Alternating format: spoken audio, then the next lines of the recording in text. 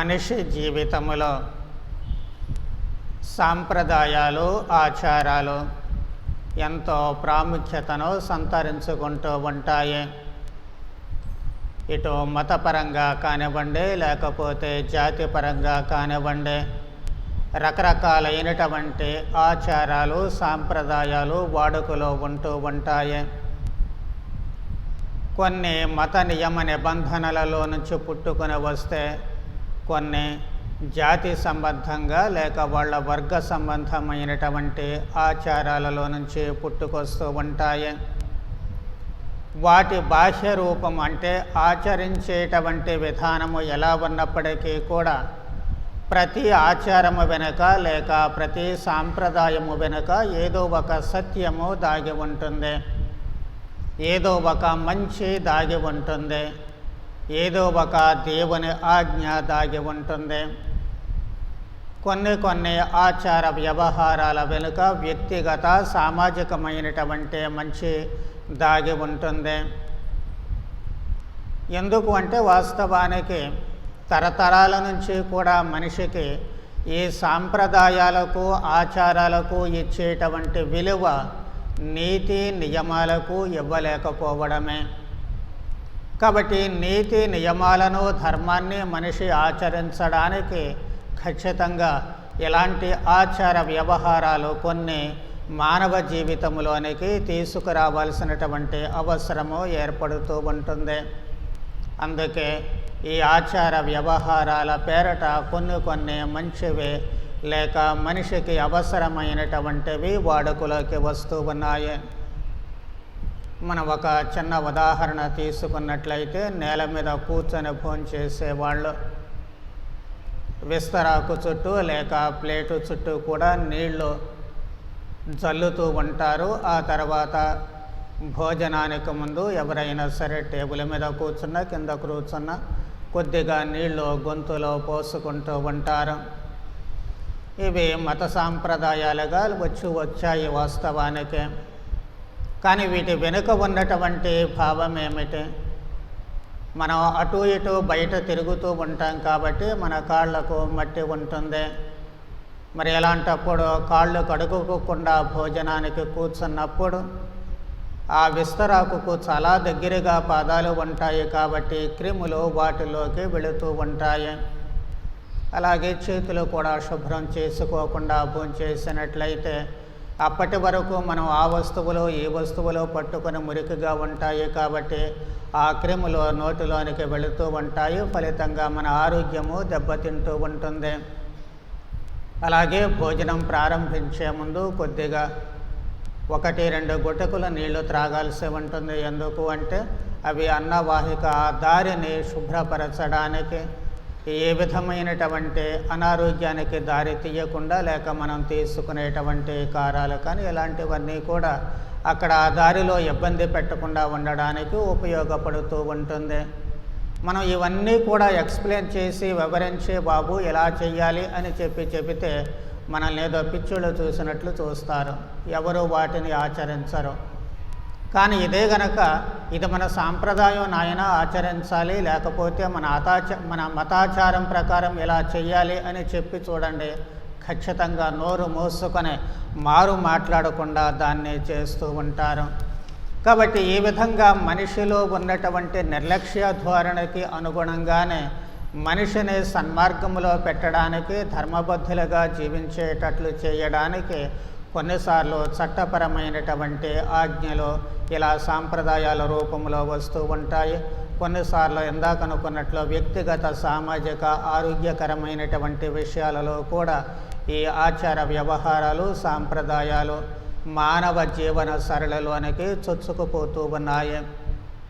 వీటిని గనక మరచిపోయినట్లయితే మనిషికి మేలు కంటే కీడే ఎక్కువగా జరుగుతూ ఉంటుంది. కాబట్టి వీటి వెనుక ఉన్నటువంటి దైవాజ్ఞలు, వీటి వెనుక ఉన్నటువంటి మంచి, ఇవి రెంటిని మనము మేళవించుకున్నప్పుడు మాత్రమే ఈ ఆచార వ్యవహారాలు మన జీవితాలకు మేలు చేస్తాయి అని ఎప్పుడూ మరచిపోకూడదు. మనము సువిశేష పఠనాన్ని గమనించినట్లయితే ఈ ఆచారము చేతుల కొడుకున భోంచేసేటువంటి ఆచారాన్ని శిష్యులు అక్కడ వదిలివేస్తూ ఉన్నారు. ఆ సందర్భంలో కారణాలు రకరకాలు కావచ్చు. ఊరూరా తిరిగేటువంటి వాళ్లకు సమయానికి భోజనం లేకపోవడం వల్ల కడుపు కాలుతూ ఉంటుంది. కాబట్టి ఆ ఆకలితో వాళ్ళు ఆవురావురమంటూ ఉండేటువంటి సమయంలో ఈ శుద్ధిని గురించి మరచిపోయి తినడమే మొదటి ప్రాథమికంగా వాళ్ళు మనస్సులో ఉంచుకొని గబగబా తినివేసి ఉండవచ్చు. దీనిని తీసుకునే పరిసయ్యులు, ధర్మశాస్త్ర బోధకులు అక్కడ ప్రశ్నిస్తూ ఉన్నారు. కానీ వాళ్ళ ధ్యాస అంతా కూడా అయ్యో పాపం వాళ్ళు అలా చేస్తూ ఉన్నారు, వాళ్ళకేమైనా హాని జరుగుతుందేమో అన్న ఆలోచన కాదు, కానీ వాళ్లలోనూ ప్రభువులోనూ తప్పు పట్టాలి అన్నటువంటి ఆలోచన మాత్రమే. వాళ్ళ ఉద్దేశ్యాలు, భావాలు సరి అయినవి కాబట్టి వాళ్ళు అలా లోపాలు ఎత్తి చూపించినప్పుడు ప్రభువు వెంటనే స్పందిస్తూ ఉన్నారు. దానిని ఆసరాగా తీసుకొని అసలు మనిషిని మలినపరచేటువంటిది ఏది అన్నటువంటి సత్యాన్ని ప్రభువు బయట పెడుతూ ఉన్నారు. ప్రభువు ఏమంటూ ఉన్నారు?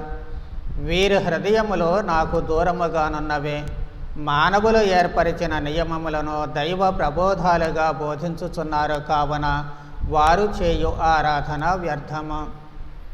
దైవారాధన ఒకవైపు చేస్తూనే మనిషి తాను ఏర్పాటు చేసుకున్నటువంటి నియమాలను బాహ్య రూపంగా ఆచరించడానికి మాత్రమే పెట్టుకుంటూ ఉన్నారు. కాబట్టి అవి వ్యర్థంగా మిగిలిపోతూ ఉన్నాయి. వాటి వల్ల ప్రయోజనం అంటే వాళ్ళ హృదయాలు ఎంతటి మలినముగా ఉన్నాయి. బాహ్యపరమైనటువంటి మురికిని గురించి ఆలోచిస్తున్నారు, కానీ అంతర్గతమైనటువంటి మురికిని గురించి కూడా ఎందుకు ఆలోచించలేకపోతున్నారు అనేది వాస్తవానికి ప్రభువు వేసేటువంటి సూటి ప్రశ్న. ఇంకా ఏం చెబుతూ ఉన్నారు? మీ బలి సమూహము వలన నాకు ఒరిగినది ఏమిటి? మీరు పొట్టేళ్లను దహన బలిగా అర్పించుట వలనను, పోతరించిన పశువు క్రొవ్వును పేల్చుట వలనను నాకు విసుగెత్తుచున్నది. ఎడ్లు, గొర్రెలు, మేకల నెత్తురు నాకు ప్రీతి కలిగింపవు. ప్రవక్త ద్వారా దేవుడు చెప్పినటువంటి మాటలు పూర్వ నిబంధనలోనే. ఇంకా ఇలా అంటూ ఉన్నారు, అయోగ్యమైన బలులు నాకిక అక్కరలేదు, మీరు వేయు సాంబ్రాణి పొగ నాకు అసహ్యముగా ఉన్నది. మీ అమావాస్య పండుగల, విశ్రాంతి దినోత్సవములు, ఉత్సవ దిన సమాజములు నేను భరింపలేను. అవన్నీ మీ పాపముల వలన కలుషితములైనవే. మీరు ప్రార్థన చేయుటకు చేతులెత్తినప్పుడు నేను మీ వైపు చూడను. మీ చేతులు నెత్తురుతో నిండి ఉన్నవి. మీరు నా ఎదుట దుష్కార్యములు చేయకూడదు. చెడ్డను విడనాడుడు, మంచిని చేపట్టడు, న్యాయమును జరిగింపుడు, పీడితులను ఆదుకొనుడు, అనాథ శిశువులకు న్యాయము చెప్పుడు చేయడు. ఇతిహాస గ్రంథములో మొదటి అధ్యాయములోనే మనము 10వ వచనము నుంచి ఈ మాటలు చూస్తూ ఉన్నాము. దేవుడు చాలా స్పష్టంగా చెబుతూ ఉన్నారు. కాబట్టి ఈ బాహ్యపరమైనటువంటి ఆచారాలు, బలులు ఇవన్నీ కూడా అర్పించాల్సినటువంటివే.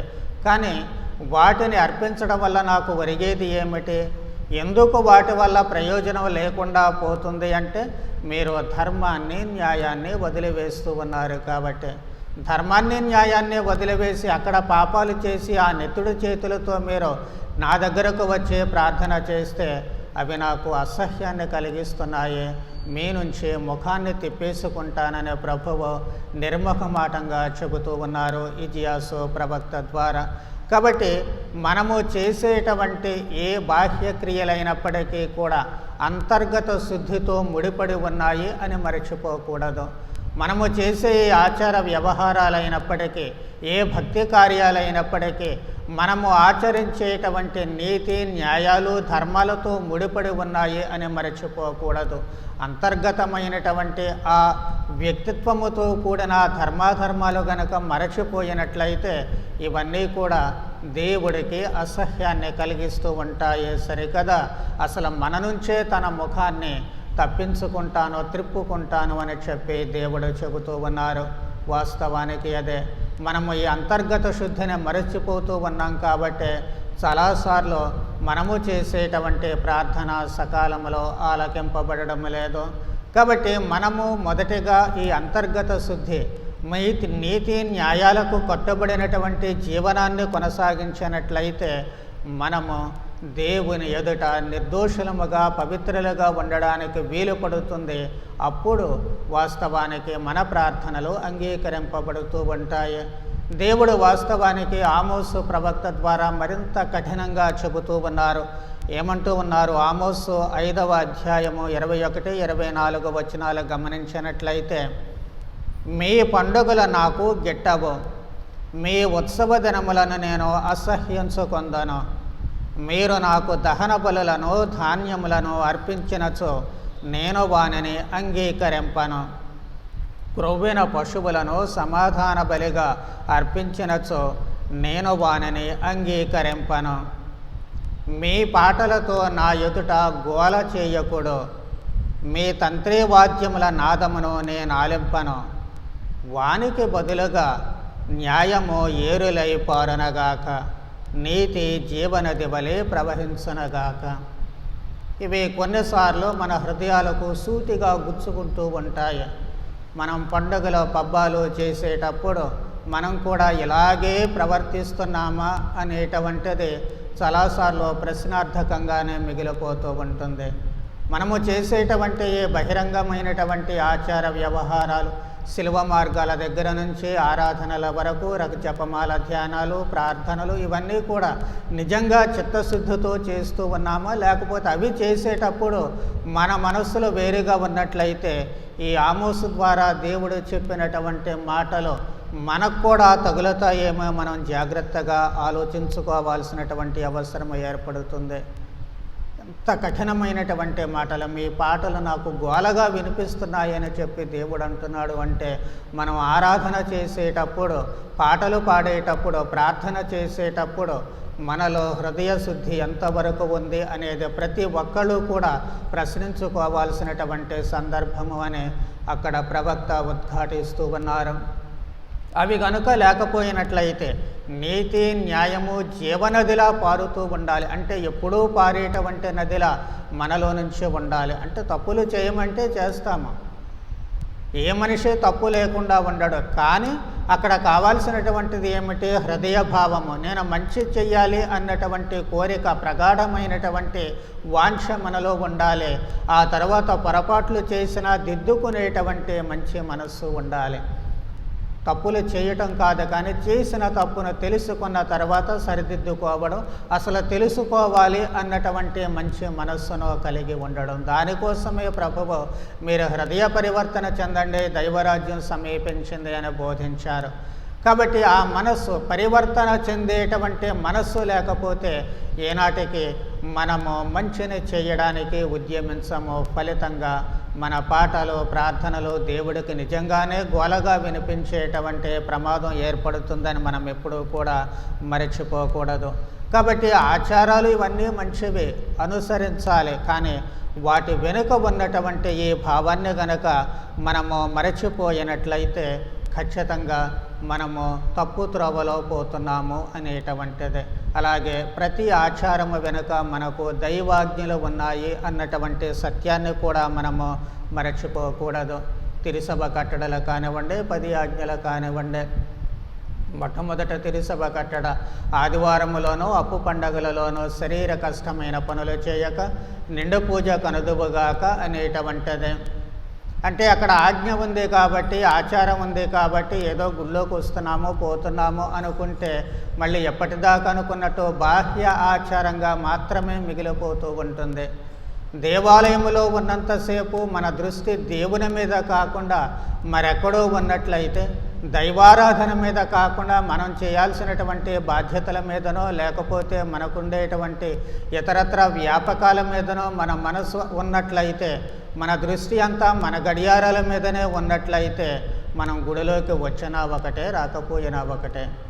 ఇప్పటి వరకు దేవుడు చెప్పినటువంటి ఆ మాటలు మనకు తగిలేటువంటి ప్రమాదం ఏర్పడుతుంది. కాబట్టి దేవాలయానికి వచ్చినప్పుడు మనము చిత్తశుద్ధితో అక్కడ ఉండగలిగేటట్లు, దేవుని మీదనే మనసు లగ్నం చేసేటట్లు చేసుకోవాలి. అలా చేస్తే దాని ద్వారా వచ్చేటువంటి ఫలితము అంటే మనము దేవునిలో ఏకత్వాన్ని చెందడము, ఆ ఏకత్వము ద్వారా వచ్చేటువంటి శాంతి సమాధానాలు మనము బయట జీవితంలోనికి వెళ్ళినప్పుడు మనలను ప్రతిభావంతులుగా ముందుకు నడిపిస్తాయి. మంచి మర్యాదస్తులైనటువంటి ఉన్నతమైనటువంటి వ్యక్తిత్వము కలిగిన వారిగా మనలను నడిపిస్తూ ఉంటాయి. మరి అయితే అసలు మనిషిని మలినపరచేటువంటిది ఏమిటే? ప్రభువైన యేసుక్రీస్తు చాలా స్పష్టంగా చెబుతూ ఉన్నారు. మనుష్యుని మలినపరచునది నోటి నుండి వెలువడినదే కానీ నోటిలోనికి పోవునది కాదు. మనల్ని అసలు మలినపరిచేది, చెడ్డవాళ్ళుగా తయారు చేసేది మనలో నుంచి బయటకు వచ్చేదే కానీ మన నోటిలోనికి వెళ్ళేది కాదు అని చెప్పి ప్రభు అంటున్నారు. మనకు ఆ విషయం స్పష్టంగా తెలుసు. మనం అన్నం తింటున్నాము, అది చాలా మంచిదే, చాలా ఖరీదు పెట్టి లేకపోతే చాలా చక్కగా శ్రమపడి తయారు చేసుకుని తింటాము. అది లోపలికి వెళ్ళేటప్పుడు మాత్రమే మంచిదే, కానీ లోపల నోట్లో పెట్టుకున్న తర్వాత బయటికి తీసి ఇంకొకరికి ఇవ్వండి, లాగి లెంపకాయ కొడతారు. లేదు తీసి బయట పెట్టి ప్లేట్లో పెట్టుకుని మళ్ళీ దాన్నే తీసుకుని మనం తినగలమా? చీ అనిపిస్తూ ఉంటుంది. ఉమ్మి మన నోట్లో ఉన్నంతసేపు మంచిదే, మనకు ఉపయోగపడుతుంది జీర్ణశక్తికి. కానీ అదే ఉమ్ము బయటకు వచ్చిన తర్వాత మనమే అసహ్యించుకుంటాం. మళ్ళీ తీసుకున్న దాన్ని నాకుతామా? నాకమా? వేరే వాళ్ళని అసహ్యించుకోవడానికి నోట్లో ఉన్న ఉమ్మి బయటేస్తాం, మళ్ళీ పోస్తాము. అది అవమానకరంగా తయారవుతూ ఉంటుంది. చివరకు మనకు ప్రాణం ఇచ్చేటువంటి రక్తం కూడా ఒంట్లో ఉన్నంత వరకే. ఆ రక్తం బయటకు వస్తే అది వాసనకు వస్తూ ఉంటుంది, దాన్ని అంటుకోవడానికే మనకు చికాకు పుడుతూ ఉంటుంది. కాబట్టి ఏదైనా సరే లోపలికి వెళ్ళేటువంటిది మంచిదే, కానీ ఆ బయటకు వచ్చేటువంటి బాహ్య పదార్థాలు కూడా అసహ్యాన్ని కలిగిస్తున్నాయి అనేటువంటిది మనము మరిచిపోకూడదు. అదే విధముగా మనలో నుంచి వచ్చేటువంటి భావాలు, మనలో నుంచి వచ్చేటువంటి ఆలోచనలు, హృదయములో నుంచి ఆలోచనలు పుట్టుకొస్తూ ఉంటాయి. హృదయంలో నుంచి కోరికలు పుట్టుకొస్తూ ఉంటాయి. హృదయంలో నుంచి ఆలోచనలు పుట్టుకొస్తూ ఉంటాయి, ఆశలు పుట్టుకొస్తూ ఉంటాయి. కాబట్టి ఇక్కడ నుంచి బయటకు వచ్చేటువంటివి అన్నీ కూడాను అవి సరి అయినటువంటి మార్గంలో లేకపోతే, వాటిని సరిగా మనము నియంత్రించకపోతే అవి మనలను దౌష్ఠిలుగా తయారు చేస్తూ ఉంటాయి, మలినపరుస్తూ ఉంటాయి. ప్రభువు స్పష్టమంటున్నారు. ఏమొస్తాయి హృదయం నుంచే? మనం ఆలోచించే పని లేకుండా ప్రభువే ఓ లిస్టు తయారు చేసి మనకిస్తూ ఉన్నారు. హృదయము నుండి దురాలోచనలు, వేశ్యా సంగమము, దొంగతనములు, నరహత్యలు, వ్యభిచారము, దురాశ, దౌష్ట్యము, మోసము, కామము, మాత్సర్యములు, దూషణములు, అహంభావము, అవివేకము, మొత్తము 13 రకాలుగా వర్గీకరించే ప్రభువే మనకు అందిస్తూ ఉన్నారు. ఇవి మన మనస్సులలో నుంచి, హృదయంలో నుంచి బయటికి వచ్చినప్పుడు మన నడవడిని నియంత్రిస్తూ ఉంటాయి. మన మాట, మన భావాలు, మన వ్యక్తిత్వాన్ని నియంత్రిస్తూ ఉంటాయి. మనమేమిటి అనేటువంటిది ఇతరులకు తెలిసేటట్లు చేస్తూ ఉంటాయి. కాబట్టి ఈ భావాలు మంచివైతే అందరూ మెచ్చుకుంటారు, సంతోషిస్తారు. ఈ భావాలు మంచివి కాకుండా ఇప్పుడున్నటువంటి లిస్టులోవి కనుక బయటికి వచ్చినట్లయితే అందరూ మనలను అసహ్యించుకుంటారు అనేటువంటిది మరచిపోకూడదు. అంటే దుష్టత్వముతో కూడినటువంటి వ్యక్తిత్వము అయితే అందరూ అసహ్యించుకుంటారు, లేక సత్ప్రవర్తనతో కూడినటువంటి వ్యక్తిత్వం అయితే అందరూ కూడా స్వాగతిస్తారు అన్నటువంటి సత్యాన్ని మనము మరచిపోకూడదు. మరి అయితే ఈ రోజున మనకున్నటువంటి ఆజ్ఞలు ఏమిటి? మనకున్నటువంటి ఆచార వ్యవహారాలు, దానికి వెనుక ఉన్నటువంటి భావాలు, దేవుని ఆజ్ఞలు ఏమిటి అనేటువంటిది ఆలోచిస్తే మొదటిగా మనము మొదటి పఠనాన్ని జ్ఞాపకం చేసుకోవాలి. మోషే ద్వారా దేవుడు చెప్పినటువంటి మాటలు ఆయన ఏమంటూ ఉన్నారు? ఏ జాతికైనను నేను ఈనాడు మీకు వినిపించిన న్యాయబద్ధమైన విధుల వంటి ఆజ్ఞలు, చట్టములు కలవా?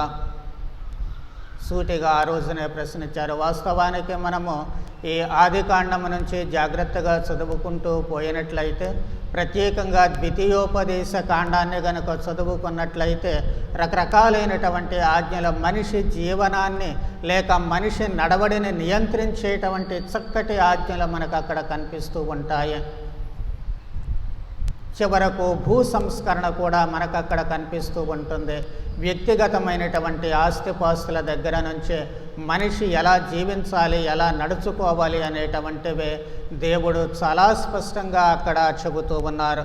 మరి ఈ విధముగా చెప్పబడినటువంటి ఆజ్ఞలు అన్ని చోట్ల మీకు లభ్యం కాదు, కానీ నేను ఇస్తున్నాను అని చెప్పి దేవుడు అంటూ ఉన్నారు. ఈరోజు కూడా వాస్తవమే, ఆ మాట మనం చెప్పుకోవచ్చు సగర్వంగా. మనకు ఉన్నటువంటి ఆజ్ఞలు, మనకు ఉన్నటువంటి రకరకాలైనటువంటి విందాకనుకున్నట్లు పదాజ్ఞలు కానివ్వండి, తిరుసభ కట్టడలు కానివ్వండి, లేక శ్రీసభ సాంప్రదాయాలు కానివ్వండి, అన్నిటికంటే కూడా ప్రపంచంలోనే అత్యుత్తమమైనటువంటి న్యాయ వ్యవస్థ మనకు ఉంది. దాన్ని క్యానన్ లా అని చెప్పి అంటూ ఉంటాము. ప్రతి రాష్ట్రానికి, ప్రతి దేశానికి న్యాయ వ్యవస్థ ఉన్నట్లే కథోలికకు కూడాను ఒక న్యాయ వ్యవస్థ ఉంది, క్యానన్ లా అని చెప్పి. అది ప్రపంచంలో అత్యుత్తమమైనటువంటిదిగా గుర్తింపబడింది. మరి అలాంటి న్యాయ వ్యవస్థ మనకున్నప్పుడు మనము ఎంతగా గర్వించాల్సినటువంటి అవసరము ఉంది, మనము ఎంత భాగ్యవంతులము అని చెప్పి చెప్పుకోవచ్చు. మరి అయితే మనకున్నటువంటి ఈ సాంప్రదాయాలు, ఈ రకరకాలైనటువంటివి ప్రారంభము నుంచి జ్ఞానస్నానం పొందిన దగ్గర నుంచి క్రమబద్ధమైనటువంటి సత్యోపదేశ శిక్షణ, బైబిల్ క్లాసులు కానివ్వండి, లేకపోతే ఇతర శిక్షణ తరగతులు, దివ్య బలి పూజ, దివ్య బలి పూజలలో మనకు ఇవ్వబడేటువంటి సందేశాలు, అలాగే వివిధ రకాలైనటువంటి బైబిల్ బోధనలు, ఇవన్నీ కూడా మనలను సరైనటువంటి రీతిలో సరి అయినటువంటి నడవడిని, సరైన వ్యక్తిత్వాన్ని రూపుదిద్దుకోవడానికి ఉపయోగించలేక ఉద్దేశించబడినటువంటివే. వీటిని మనము ఎంతవరకు ఉపయోగించుకుంటున్నామో, ఎంతవరకు వాటిని మన జీవితాల్లో సదుద్దేశముతో ఆచరిస్తున్నామో అనేటువంటివి గుర్తుంచుకోవాలి. మనకున్నటువంటి సాంప్రదాయాల వెనుక అనేక దైవాజ్ఞలు ఉన్నాయి. ఉదాహరణకు జ్ఞానస్నానం తీసుకుందాము. దాని వెనుక ఉన్నటువంటి క్రీస్తు ఆజ్ఞ ఏమిటి? మీరు పితా, పుత్ర, పవిత్రాత్మనామమున జ్ఞానస్నానమసగుడు అని చెప్పి ఒక మాటలో చెప్పారు. కానీ మనకుండేటువంటి సాంప్రదాయంలో రకరకాలైనటువంటి ఈ ఆచార వ్యవహారాలు దాంట్లో చొప్పించబడ్డాయి, సాంగ్యాలు అని చెప్పి అంటూ ఉంటాము. కేవలము నీరు పోయడం మాత్రమే కాకుండా ఆత్మాభిషేకం చేయడము, పిశాచిని పారద్రోలడము, దేవునికి మనకు మధ్య ఒప్పందం చేసుకోవడము, ఇవన్నీ కూడా సాంగ్యాలుగా దాంట్లో వస్తూ ఉన్నాయి. కానీ అసలు ఆజ్ఞ ఏమిటి? జ్ఞానస్నానం ఇవ్వండి. ఎలా ఇవ్వండి అని ఒక సాంప్రదాయాన్ని ప్రభువు మనకేమి ఇవ్వలేదు. అక్కడ బప్తిస్త యోహాను గారు నదిలోనికి తీసుకెళ్ళి ముంచారు. మరి అదే సాంప్రదాయం అది మాత్రమే సరిపోతుందా అంటే కాదు, చాలదు. ఎందుకు అంటే జ్ఞానస్నానము ద్వారా దేవుని బిడ్డలం అవుతామన్న సత్యము బయటపడాలి. అలాగే క్రీస్తుతో ఏకమవుతున్నాము అన్నటువంటి సత్యము, క్రీస్తు త్రివిధమైనటువంటి బాధ్యతలు, గురువు, యాజకుడు, బోధకుడనైన క్రీస్తుతో మనం కలిసిపోతున్నాము. కాబట్టి ఖచ్చితంగా తైలాభిషేకం జరగాలి. కాబట్టి ఈ విధముగా ఈ అవసరాన్ని బట్టి, భావాలను బట్టి మనకు ఈ సాంగ్యాలు అనేటువంటివి ఇవ్వబడుతూ ఉన్నాయి. అలాగే వివాహం కూడాను. వివాహములో భారతీయ సాంప్రదాయానుసారము మనము తాళిబొట్టును వినియోగించుకుంటూ ఉన్నాము. లేక ఇతర సాంప్రదాయాల ప్రకారము కొంతమంది ఉంగరాలు మార్చుకుంటూ ఉన్నారు. ఇవన్నీ కూడా కథోలిక సాంప్రదాయంలో ఒకే చోట, అన్ని చోట్ల ఒకే రకముగా లేవు. ఎందుకు అంటే వాటిలో ఏ రకమైనటువంటి సాంగ్యాన్ని అక్కడ మనం ఉపయోగించిన అత్యంత ప్రధానమైనటువంటిది ఏమిటి అంటే వధూవరులిద్దరూ చేసుకునేటువంటి ప్రమాణాలు. దైవ సాక్షిగా వాళ్ళు దైవ సన్నిధిలో చేసే ప్రమాణాలు ఉన్నాయి. అవి ప్రధానమైనటువంటివి. అవి లేకపోతే మిగిలినటువంటివన్నీ వృధా అవుతాయి. ఉంగరాలే కానీ, తాళే కానీ, ఇంకా ఏదైనా సాంప్రదాయం ఉన్నా ఏదైనా సరే, ఈ ప్రమాణాలు అనేటువంటివి లేకపోతే అవి వృధా అవుతాయి. ఈ ప్రమాణాలను బయటకు తీసుకురావడానికి రకరకాలైనటువంటి సాంప్రదాయాలు మనము వినియోగించుకుంటూ ఉంటాము. అలాగే ఆధ్యాత్మికంగా తీసుకున్నట్లయితే జపమాల ధ్యానం ఉందా కనుక్కున్నట్లు, శిలువ మార్గ ధ్యానాలు, దివ్య సత్ప్రసాద ఆరాధనలు, ప్రార్థనా సమావేశాలు, బైబిల్ గ్రంథ పఠనాలు, పారాయణాలు, ఇవన్నీ కూడా మనము ఒక సాంప్రదాయాలుగా అనుసరిస్తూ వస్తూ ఉన్నాము. ఈ సాంప్రదాయాల జాబితాలోనే ఇవన్నీ కూడా చేరుతూ ఉంటాయి. ఎందుకు ఇవన్నీ అనుసరించాలి? వాస్తవానికి ఎందుకు అంటే దైవాజ్ఞను పాటించడానికి. వాటి వెనుక ఉన్నటువంటి దైవాజ్ఞ ఏమిటి అంటే నీ దేవుణ్ణి పూర్ణ హృదయముతో, పూర్ణ ఆత్మతో, పూర్ణ శక్తితో ప్రేమించాలి అని. మరి ఆ దేవుణ్ణి ప్రేమించాలి అంటే దైవ సన్నిధిలో ఉండాలి. దైవ సన్నిధిలో ఉండాలి అంటే కేవలం గోళ్ళు గిల్లుకుంటూ కూర్చోవడం అంటే మన మనసు అక్కడ ఉండదు. ఇది చపలత్వముతో కూడుకున్నటువంటిది. పరిపరి విధాల భ్రమిస్తూ ఉంటుంది. దాన్ని పట్టుకొచ్చి కదలకుండా అక్కడ కుదేసి కూర్చోబెట్టాలి అంటే మనము ఏదో ఒక పని చేస్తూ ఉండాలి. అందుకే ఈ ప్రార్థనలు, శిలువ మార్గాలే కానీ, దివ్య సత్ప్రసాద ఆరాధనలే కానీ దేవుని మీద మనసు లగ్నం చేయడానికి ఉపయోగపడేటువంటివి, దేవుని మీద భక్తి పుట్టేటట్లు ఉపయోగపడుతూ ఉంటాయి. మనము మరి ఏదో ఒకటి మాత్రమే తీసుకుంటే సరిపోతుంది కదంటే అది కుదరదు. మనకు జిహ్వ చాపల్యం ఎక్కువ. రోజు వరన్నమే తినుకుంటూ కూర్చుంటే కుదురుతుందా? ఉండబుద్ధి కాదు. పండగ వచ్చిందంటే బిర్యానీ వండుకోవాలి, లేకపోతే 4 రోజులైన తర్వాత ఫ్రైడ్ రైస్ తినాలి, ఇంకేదో తినాలి. రోజుకు కూర 2 కూరలు వండుకుంటే తప్ప ముద్ద నోట్లోకి తగ్గితే ఇలాంటి జిహ్వ చాపల్యం ఉంది. మనసుకు అలాంటి చాపల్యమే ఉంటూ ఉంటుంది. అందుకే ఏదో ఒకటైతే మనం అంత తేలిగ్గా మాట వినే మనుషులం కాదు. మనస్సును అదుపులోనూ పెట్టుకోలేము. కాబట్టి రకరకాలైనటువంటి భక్తి కార్యాలు ఉన్నప్పుడు వీటి ద్వారా మనము కొంచెము వెరైటీగా ఉంటుంది. కాబట్టి మనస్సును అదుపు చేసుకోవడం తేలికవుతుంది. దైవభక్తిని పెంపొందించుకోవడానికి అవకాశము కలుగుతుంది. ఇంట్రెస్ట్ అనేటువంటిది అక్కడ పుడుతూ ఉంటుంది మనిషి హృదయంలో. మనుషులం కాబట్టి ఈ చిన్ని లోపాలు తప్పవు. అందుకే వాటికి అనుగుణంగానే వివిధ సాంప్రదాయాల రూపంలో మనలను మనము దైవ సన్నిధిలో దేవునితో ఏకం చేసుకోవడానికి ప్రయత్నం చేస్తున్నాము. అలా చేస్తే దేవుని మీద భక్తి ఏర్పడుతుంది, దేవుని మీద ప్రేమ పుడుతూ ఉంటుంది. దైవభక్తి ప్రేమ ఉన్నప్పుడు ఆయన ఆజ్ఞలను తూచా తప్పకుండా పాటిస్తాము. దేవుణ్ణి ప్రేమిస్తే మనిషిని ప్రేమించు అన్నారు. మరి ఈ అత్యల్పులలో ఎవరికి ఏది చేసినా నాకు చేసినట్లే అన్నారు. కాబట్టి ఈ ఆచారాల ద్వారా మనలో పెరిగినటువంటి ఆ దైవభక్తి, దైవ ప్రేమ ఉంది, అది బయటికి వెళుతుంది. బయటికి వెళ్ళి కార్యరూపం దాలుస్తూ ఉంటుంది. మదర్ తెరేసా చేసినటువంటి అంత గొప్ప పని వెనుక ఉన్నటువంటి సూత్రం అది ఒక్కటే, ప్రభువుపై ఉన్నటువంటి ప్రేమే. ఆ ప్రేమను ఎక్కడ ఈమె పొందారు కాబట్టి బయట ఆచరణలో అవి బయలుపడుతూ ఉంటుంది. అలాగే మనలో నుంచి కూడా ప్రవహిస్తూ ఉంటుంది. అది ఆ దానికి మూలము ఈ భక్తి అన్నటువంటి సత్యాన్ని మనము మరిచిపోకూడదు. అందుకే ఈ ఆచరణల ద్వారా మన ప్రవర్తన నియంత్రించబడుతూ ఉంటుంది, ఆలోచనలు నియంత్రించబడుతూ ఉంటాయి. ఫలితంగా మంచి వ్యక్తిత్వము కలిగినటువంటి మనుషులముగా మనము బహిరంగ జీవితంలో జీవించడానికి అవకాశము కలుగుతూ ఉంటుంది. అందుకే ఆచార వ్యవహారాలు, సాంప్రదాయాలు మన జీవితంలో ఒక అంతర్భాగము మాత్రమే కాదు కానీ చాలా ప్రాముఖ్యతను సంతరించుకుంటూ ఉన్నాయి. వీటిని కనుక మనము తిలోదకాలు ఇచ్చినట్లయితే, వదిలివేసినట్లయితే, నిర్లక్ష్యం చేసినట్లయితే మళ్ళీ అంతా కూడా బూడిదలో పోసిన పన్నీరులా మారే ప్రమాదం ఏర్పడుతూ ఉంటుంది. కాబట్టి శ్రీ సభలో ఉన్నటువంటి సాంప్రదాయాలు, ఆచార వ్యవహారాలు మనము జాగ్రత్తగా అర్థం చేసుకొని, అవగాహన చేసుకొని, వాటి వెనుక ఉన్నటువంటి దైవ చిత్తాన్ని కూడా అర్థం చేసుకొని తదనుగుణముగా మన జీవితాలను మలచుకోవడానికి ఉత్తమమైనటువంటి వ్యక్తులముగా, నీతిమంతులముగా, న్యాయబద్ధమైనటువంటి వ్యక్తులముగా జీవించడానికి అవసరమైన వరానుగ్రహాలు దయచేయమని భక్తితో ప్రార్థన చేద్దాం. పితా పుత్ర పవిత్రాత్మ నామమున.